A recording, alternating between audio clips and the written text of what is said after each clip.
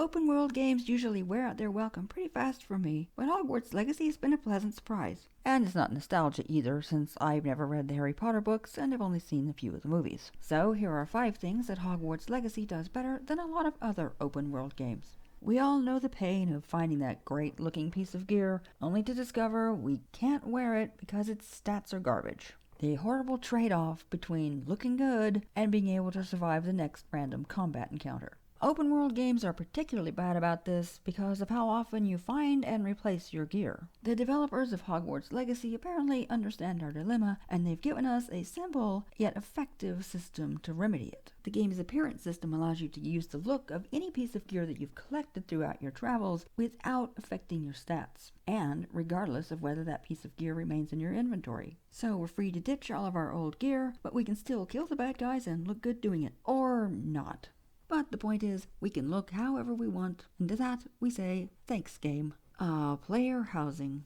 The opportunity to indulge our interior designer and create a place that's our own inside the game world. And that's fine as far as it goes, but usually, after we've created the perfect living space, there's little reason to return, outside of RP reasons, I suppose. Not so with the Room of Requirement. Sure, you can spend time decorating it to your heart's content, making it look however you like, but it's also very functional. Here, you'll be able to collect plant material like leaves, or animal materials like fur and feathers. You can grow plants for combat, brew potions, and identify and upgrade your gear. And of course, there's the vivarium. This is where you keep your beasts, where you'll have to come and groom and feed them so you can collect the materials they offer, like fur and feathers, but it's just a fun place to hang out. You can watch your beasts run around and play, you can decorate, you can build buildings, plant trees. It's just really neat. And if you've ever wanted to run an animal sanctuary, well, here you go. All in all, the Room of Requirement is one of the best uses of player housing I've seen, and it's a room I find myself coming back to over and over again.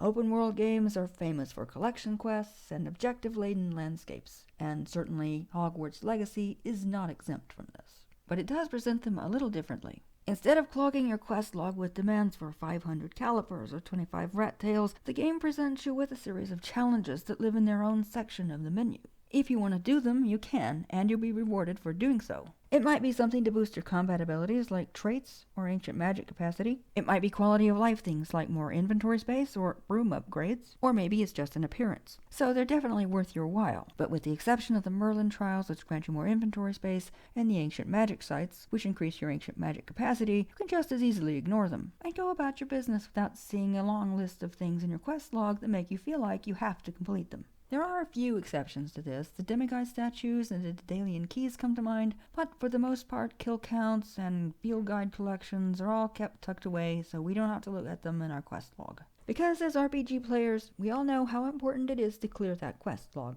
There's just a ton of stuff to do in this game. In the mood for some combat? Go raid a bandit camp, or test your new spell combo against a troll. Had enough combat for now? You can always hop on your broom and do some racing, open up a treasure vault, or maybe do some more of those Merlin trials. If none of that sounds interesting, why not hang out in your Room of Requirements, decorating your vivarium, brewing some potions, and taking care of your beasts. After that, you can spend some time questing, or just exploring Hogwarts. And if none of that satisfies, there's always the tried and true B&E.